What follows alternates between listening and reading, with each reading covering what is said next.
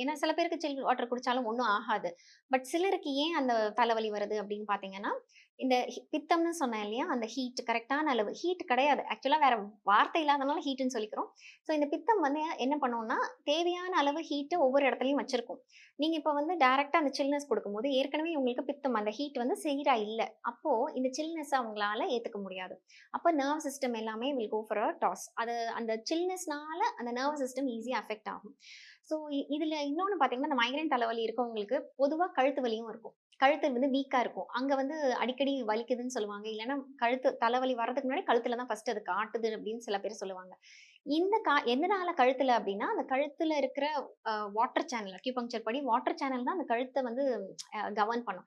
So அந்த இடத்துல அதிகமான இப்ப திருப்பியும் அவங்க சில்லுன்னு கூலாவே எடுக்குறாங்க அப்படின்னா, அந்த ஹீட் தேவையான அளவு இல்லாதம்போது இருக்கிற இம்பேலன்ஸ்னால வரக்கூடிய பிரச்சனை தான் இந்த தலைவலி ஆஃப்டர் ஹேவிங் கோல்ட் வாட்டர்.